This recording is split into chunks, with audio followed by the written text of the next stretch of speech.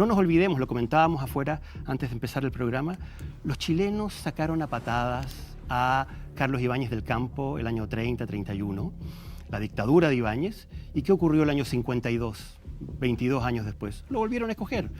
Tenemos memoria corta, ¿no? Escuchaba a Pablo Longueira en este mismo lugar, en una entrevista que le hiciste tú, diciendo en Chile no hay memoria. Y efectivamente es cierto, los países tienen memoria corta y en un contexto de crisis, en un contexto en que la izquierda eventualmente puede volver a presentar una oferta frente a una situación difícil, Gabriel Boric va a ser sin duda una alternativa muy importante. Y hablando sobre eso, de la memoria corta, Sebastián Piñera con 6 puntos estuvo en un momento, ¿no? A punto de derrocarlo. Si estuviera vivo, gana caminando para atrás, ¿no? Así mirando relajadamente. No lo tengo tan claro, ¿no? Porque yo creo que mucho de este reencantamiento que ha habido con Sebastián Piñera tiene que ver con la situación dramática de su fallecimiento. Yo creo que si Sebastián Piñera hubiese seguido su vida normalmente, probablemente habría sido un actor muy importante en la derecha.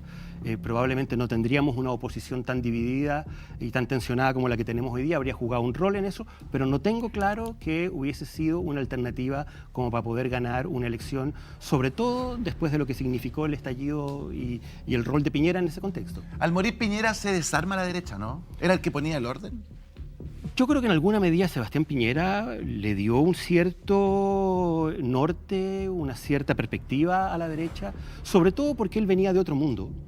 No nos olvidemos que él venía de una familia demócrata cristiana, una familia más bien de centro. Él votó por el no el año 88, es algo que se ha dicho muchas veces.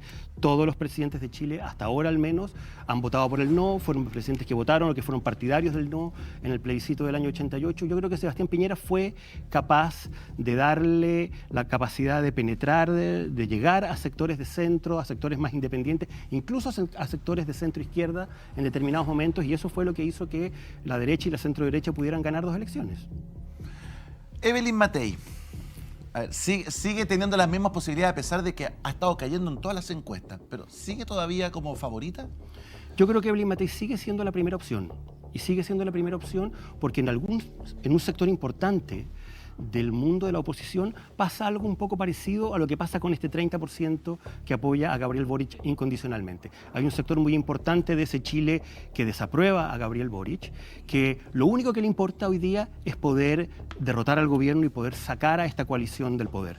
Y por lo tanto va a optar de manera muy racional y de manera muy pragmática por la alternativa que sea más viable para poder llegar a ese fin. Y hay un sector importante de ese 62% que votó rechazo en el plebiscito del 22 que considera que Evelyn Matei es la alternativa y que también de alguna manera le van a perdonar eventualmente errores, desprolijidades. ¿Cómo viste esa semana de Evelyn Matei en donde muy mal, lo pifió, pero así 3 seguidas? Sí, ¿A qué se debe eso? Yo creo que ahí lo que hubo fue desprolijidad y el error de improvisar en temas en los que a mi juicio no se puede improvisar. La derecha, los candidatos de la centro-derecha y de la derecha, pero particularmente el caso de Evelyn Matei, hija de un ex integrante de la Junta Militar, no puede llegar a una entrevista a improvisar en el tema del golpe de Estado, en el tema de las violaciones a los derechos humanos, de si hubo o no hubo guerra civil, de si el golpe fue o no fue inevitable. Esas preguntas yo creo que Evelyn Matei debiera tenerlas architrabajadas. Le van a preguntar el día de mañana. Tiene que saber responder eso. Si se la van a, por eso. Porque se la van a preguntar siempre. Entonces, esa fue la desprolijidad. Tiene que tener la respuesta automática, como el cassette preparado. Por eso te digo, esa fue la desprolijidad. Me imagino que tarde o temprano, en el contexto de esta campaña, le van a preguntar por qué votó por el sí el año 88, es decir, por qué apostó a la continuidad. A ver, y si tú tienes que hacerle la asesoría ahora gratis. Ya. Ella apostó a la continuidad de la dictadura militar 8 años más, el año 88. Ya. Ella tiene que tener hoy día una respuesta clara para poder explicar y dar cuenta de esa decisión. Y por lo tanto, esa respuesta... ¿Qué debiera decir, más o menos? Hay que pensar. Como para decir algo y no decir nada.